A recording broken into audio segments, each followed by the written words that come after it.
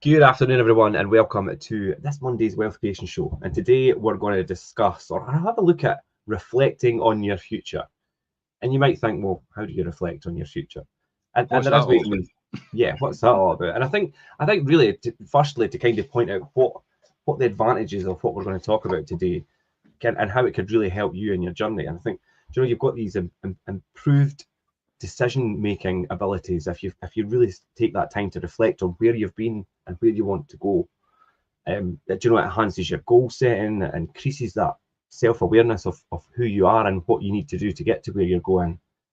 It creates clarity, purpose. There's that word goal setting again. Mhm. It's like I know. every time somebody says goal setting, it's like, oh my god, I've got to set goals. It's like I've been told that before. Well, why are you not doing it then? Mhm. That's why you are where you are. Yeah. Because you're not setting goals. You're not actually focusing on anything. Yeah, you need Do you you need think? you need you need a Listen, point I'll of give you. focus. For anybody tuning in right now, let me give you a great analogy about goals. Could you imagine playing a football match without the goals? How do you keep score? What would you be aiming at? Yeah. Yeah, how do you keep score? What would you aim at? You've got nothing to aim at. There wouldn't be any football match. And it's exactly the same as your success. If you're not focused on anything and achievement wise, then you will not be successful in it. Yeah. Period. This is what we're going to talk about. This is how to do it. This is how to take past experiences, identify patterns. I'm great at that. Patterns of behavior. I'm very routine structured and Yeah. and and disciplined and consistent. Exactly what I do. It's about making informed decisions, taking meaningful steps towards the aspirations that you're after. More detailed look. Let's look at more detailed looks. What do you mean by looking back and to move Yeah, forward? What I sort think of that? that's the important thing. When I say reflect on the future, it's about looking back in order to be able to move yourself forward, I think. And do you know what, whether that's reviewing what you've actually done in terms of your achievements, what have you been successful at before, or what have you failed at before? Failures are a big part of your future success, and you need to kind of Failure is a embrace that, huge part, and embrace you'll that, learn and more learn from from your it. Yeah. failures as you will from your successes. I would say you learn more from your failures as your successes. Hmm. Definitely. Yeah. Yeah, I think that, and do you know that there's a thing, and we spoke about again.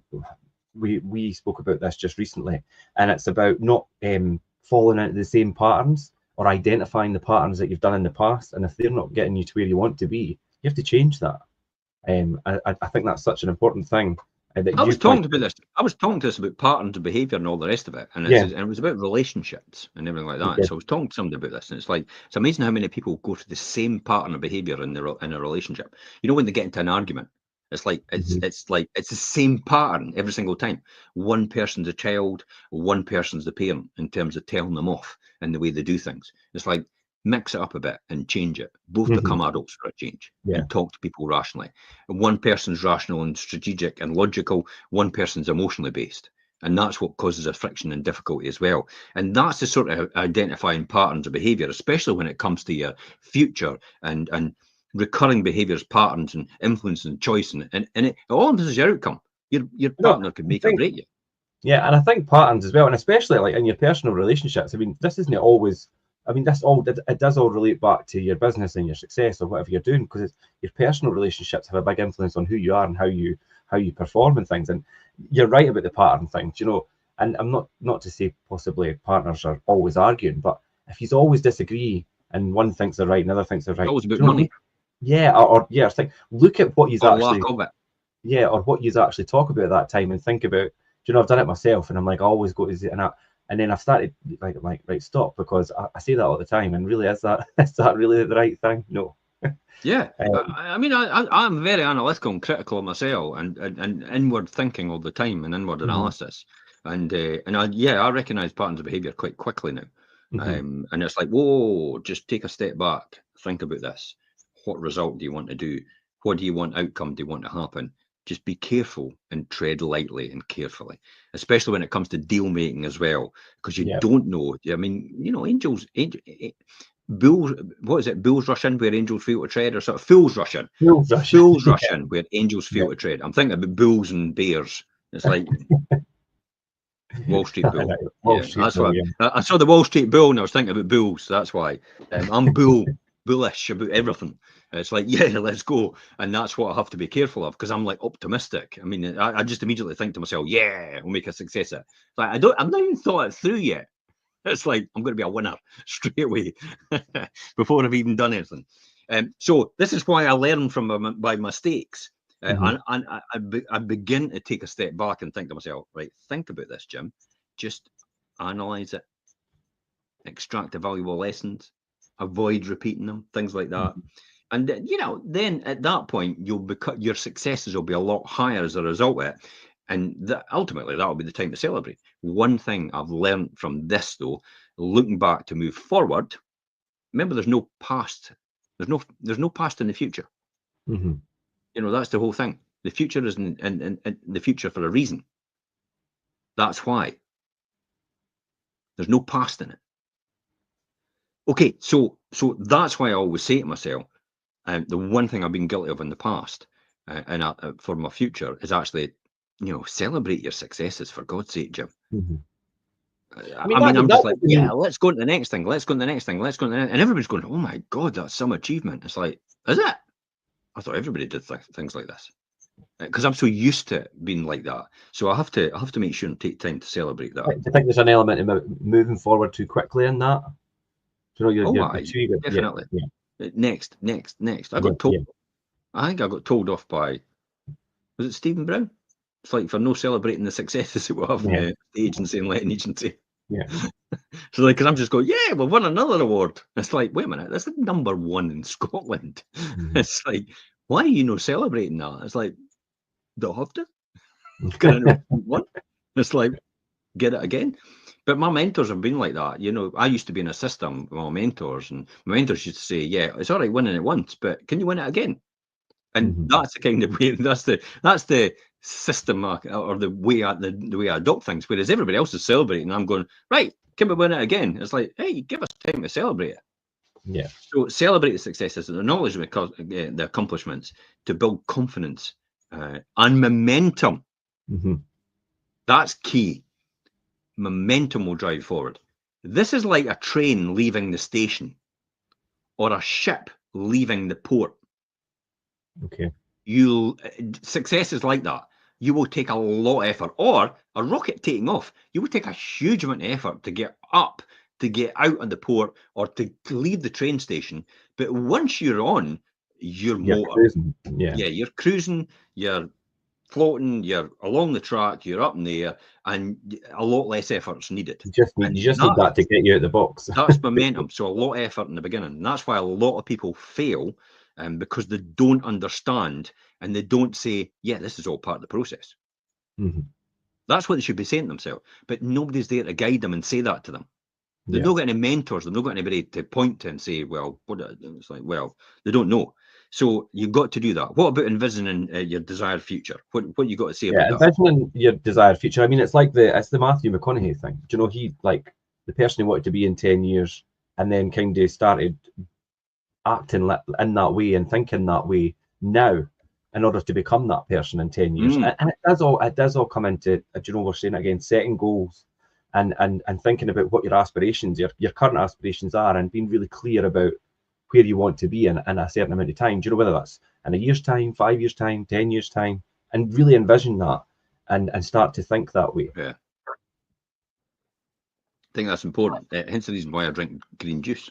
And everybody goes, what the hell? It's like, because you want to be healthier for later in life. I want to make sure I'm fighting fit and March fit. I'm at 120. That's where I'm aiming for.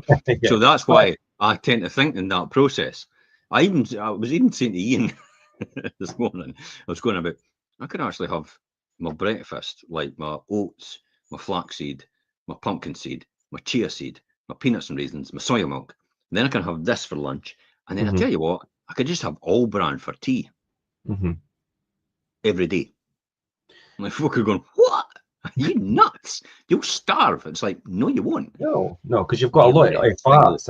I'm getting more nutrition than everybody else with You that. said about nuts and things there, so there's a lot of healthy like oils and fats and all this stuff. Most people don't want to do that though. They don't want to. I mean, look at the amount of vitamins it is, and this is intense. This juice, Mhm. this has got everything you need, and it's all proper cold pressed, so it doesn't lose any of its vitamin content and nutrition, and that's the type of thing. And then running combined with weights and strength conditioning, it's like, and some people That's think what I was going to say. that's To a put it boring in, life. A lot of people think it's like, I'll love it. yeah, but to put it in perspective, like you're obviously saying, I want to live till I'm 120.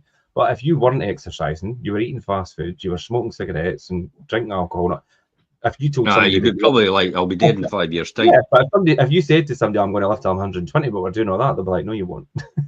Yeah, this is why, because that's how they think. That's why they're thinking that. They're thinking, oh, didn't be stupid. It's like, okay, we'll see who gets further. Oh, sorry, you won't be able to because you won't be here to see that. Mm-hmm. Think about that. My sister challenged me about it once, and I went, well, you won't be here to see it anyway.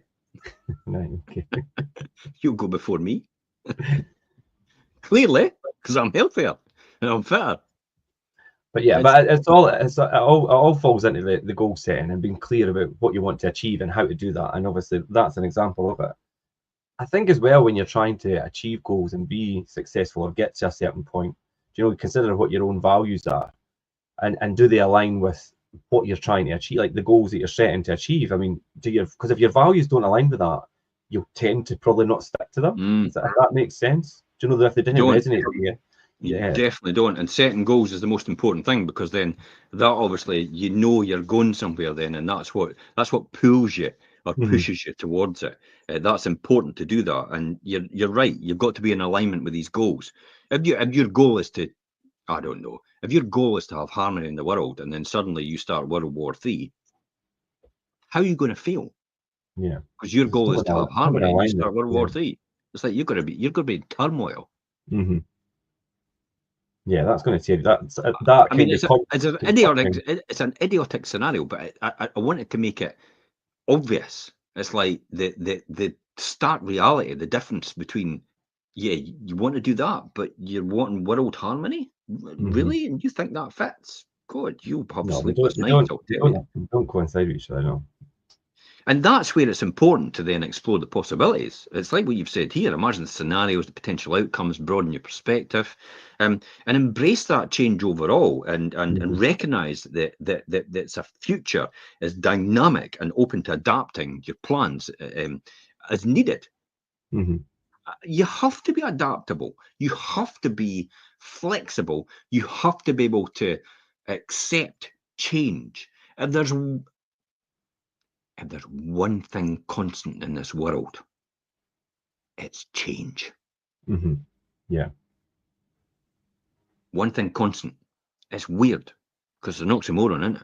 Yeah, it's change. The one thing that stays the same is change. Yeah, because it always changes. Things always the world change, always changes. You've got factors influencing you that you have no control over. So everything will change. People will throw spanners in the works. The people that you thought were going to support you won't support you. People that thought you would support you wouldn't support you, will support you. These are all the things. Not all my friends supported me when I started in business. Shock horror. I expected they would. So I was actually a hot shock horror. It's like, really? And then I thought, this is what everybody happens to everybody. Hey, just people outside your control. People want you to stay. What are you going to do about it? What are you going to do about it? What I would say is go and find new friends. Because they're not really your friends if they don't support you. If they're not in support of propelling yourself forward, or what about your family? Go and find a new family. Or just maybe spend less time with them and stop getting so much. No, just find a new family. So much influence from them. Do you know? Tongue in cheek, by the way. Tongue in cheek. No, I'm talking to people that are listening in and tuning in, going horrified. It's like, what? It's like, what? This is crazy. It's like, no, this is a bit tongue in cheek as well. Yeah, but I'm trying to emphasize the point by making it obscene or obtuse in the whole thing. So the change is, you've got to embrace it. Again, it's there's no point in learning something if you're not going to take action on it. Mm-hmm. What is the Yeah. point? I'm going to read this book about being a millionaire. Are you going to act on it? No, just go read it. Don't waste your time reading it. Well, don't waste your time then. There's no point. Yeah. If you're going to read a book and not act on it, there's no point. Unless it's obviously drama and stuff like that. So just to make you feel better, or different world, or escapism and stuff like that. Yeah. I'm talking about a factual, how to do something, a how-to Mm-hmm. guide manual. There's no point in, oh, well, I know how to do that. Have you done it? No. Well, you don't know how to do it. Typical as accountancy. I thought you had to do everything right. And then I got into the business world and they went, no, we get an end-of-year accountant to do that for us. It's like, what was the point of me learning it then?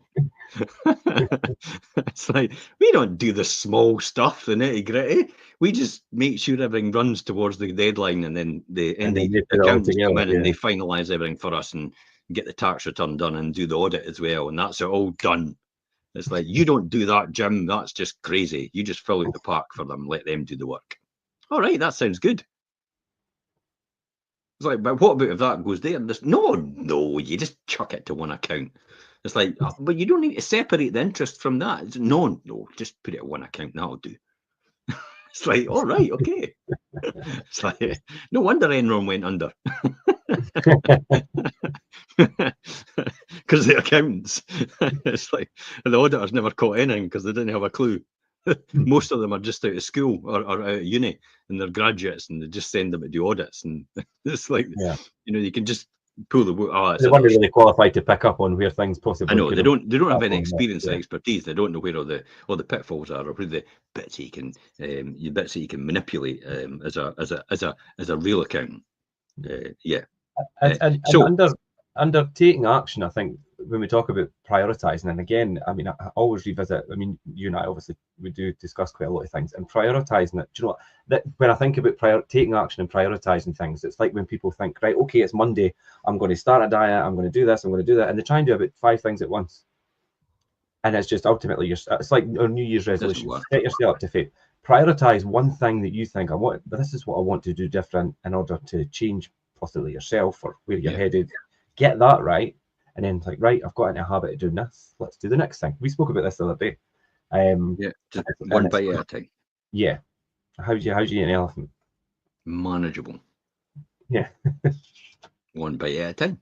Yeah, it was you that taught me that. And your mentor taught me that. Taught me that. How do you eat an elephant? One bite at a time. So I think that really is when you're breaking them down to smaller, manageable steps, and then you're kind of more inspired to take action, aren't you? Yeah, because you don't feel so overwhelmed when you're trying to do something or trying to do too many things at once. Yeah, and then that's when it brings you into things like as well about feedback. Making sure when you're inspired to take action and you're doing action, is make sure you get that feedback to make sure you're on the right track. There's no point in going diving, for example. We're under the water, you've got a compass, you've got your reading, and you're going, this is where I'm going. You go under the water and you keep that compass at that reading, and surprise, when you come out of the water, you're more or less dead on that point.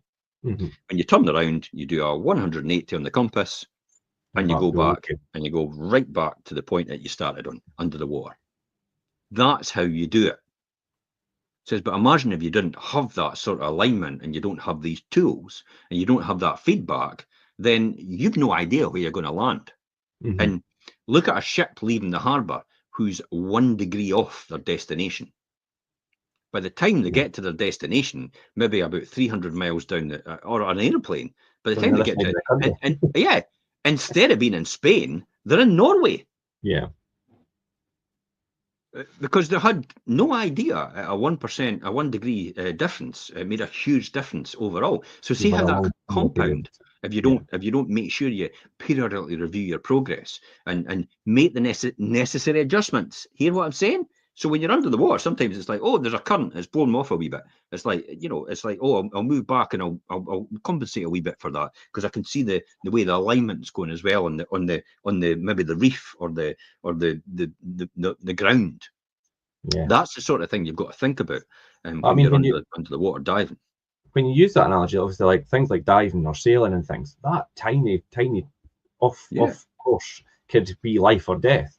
And in your journey to maybe be successful in your business or something, that tiny wee bit of being off could be detrimental to your whole business model. It could ruin your whole business model. Do you know what I mean? It could be the end of it, just because you're off that little bit and continually keep doing that. I was going to say wrong. It's that regular reflection. What you got to say about? I mean, you've got 4 tools for reflection. What you got to say about that? Yeah, I put down things like journaling and obviously recording what you're thinking and how you're feeling and your observations about where you are on your track and your journey. Do you know, and again, get feedback on that from your peers or people around you to make sure that you are where you think you're meant to be going, or where your goals are where you are meant to be going with your goals. Do you know, because you might be off track a wee bit, and it just takes that outside person to bring that to your attention. Or if you're keeping record of it, for you to go back. That's the journals I've got. Yeah, and to go back all different things I'm working on.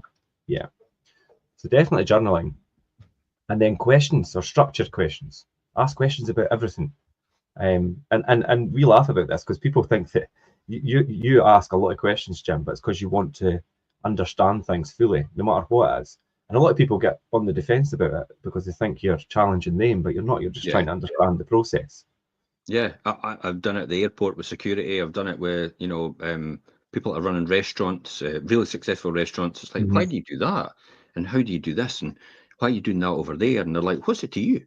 It's like, I don't know how it works. I'm just a systems and process person.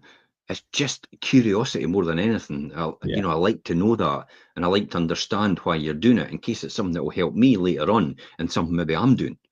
That's all. So a lot of people after that go, right, okay, yeah, okay, this is why we do it. It's like, right, okay. Maybe if you tweaked it and did it like that, might be a bit better. I never thought about that. Here you go. Or just asking the right questions. Yeah, I mean that's it.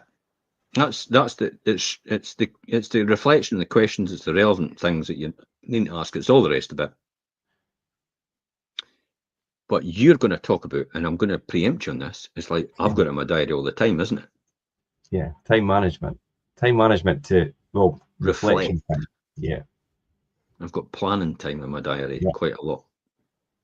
My planning time is the plans I'm making for my future. And everybody's like, wait a minute, you're 58-year-old. Surely your future's over. It's like, no. Do you know what? And what's really important, I'm not even halfway there yet. What's really important about your planning time as well is that you stick to it come hell or high water, and you don't let people. You've got it in your diary. We can all see it, obviously. You don't let people put things in there and think, oh, but I need you to do it. No, that's what you're doing. And I never ever book anything in that time slot, even if no matter how important I think it is, I never ever book over that in your diary. I've booked a few things in for next week, but it's because I want to do that. At your discretion. That is part of my planning. Yeah. And that is part of the because it's like the whole thing. You don't just put all your eggs in one basket. You have a number of things going at the same time, and you work them through. And some might not happen, but maybe one or two will. Yeah. One might be a mediocre success, and one might be a really big success. And that's the kind of thing you've done. And it's like you put all that time in it, but then the one big success compensates for all that. That's the whole point, and that's how it all works. So dedicated time for reflection, and do it consistently as a practice. Keith Cunningham taught me that. Basically, Rich Dad, who the book was about. And I mean that, and other things that I've picked up on as we went through this. It's like these are things that you've taught me, and I think that's when we move on to like kind of seeking guidance and having people that, I mean, we have trainers that come into work and work with all the staff and us, and we also have we do one-to-ones, and it's always good to have someone else to bounce ideas off, and someone that's already successful and could give you a wee bit of guidance on how to do something probably a wee bit more efficiently. I've got coaches and mentors that actually don't even know they're coaches or mentors, but you learn from them without them knowing. Without them knowing, just asking the right questions. Just actually observing as well, I know it sounds daft. It's like I've never met Alex Hormozy, Cody Sanchez, you've got Daniel Priestley. I mean, they're all, and Stephen Bartlett. I mean, you know, I've never met these people, but I consider them to be coaches and mentors because I'm learning from them all the time. And then I'm looking for things because they've said quite a lot and they've got a lot of content online. So I'm looking for bits that they come up in. It's relevant to what I'm needing to learn. I've got a coach and mentor for my VW camper van, Gary next door. He's far better than me. He's got knowledge and expertise. So, you know, I've been doing things like changing the fuel sender and all the rest of it. And I know exactly what I'm doing now. And I'm like, okay, I've got oil leak. That's the push rods. And everybody's going, what? The push rod covers? I would never clue if you told me that. You've got to take the rocker cap off, you know, and get into it, take the rockers off, and then you take the push rods out. And then what you'll do is you take the covers out and you put new ones in, and then you put everything back into place again. You cover it up, and you shouldn't have any leaks anymore from the oil from the rocker covers. And it's like, wow, I would never have known that before. But because I've got somebody like that, it's got huge expertise in it. He's begun to show me what I should be doing and how I should be doing it. And it's all kind of flooding back to a degree because I used to work a lot on the classic minis when we were younger. That's what we had. We had minis, the old classic minis. And we worked a lot on them ourselves and did a lot of work on them ourselves. I had a motorbike as well, which I did loads and loads of work on as well, on the jets, on the carburetor, on the crankshaft, and all the rest of it. So these are all things I learned over time. My father as well, brakes on the Morris Atal and the Morris Marina. I'll show my age here. All these different things, changing tappets, making sure the distributor cap's working, the spark plugs are working, the distributor leads are working, all these different things about where things can go wrong in the chambers and the cylinders. Where you've got one cylinder's not working, why is it not working? There's only 3 firing and maybe the 4th one isn't. Why is that? Well, it could be the distributor cap, it could be the lead. Let's check it all through and test it all through. That is where you get coaches and mentors over the years. They might not be relevant right now, but I tell you what, it'll all come flooding back to you. At some point in time, yeah. And it's all part of being that, kind of like that student of life type thing. Because there's always something to learn and something to learn from other people around. Absolutely. Absolutely, I would say that. I would 100% agree on this.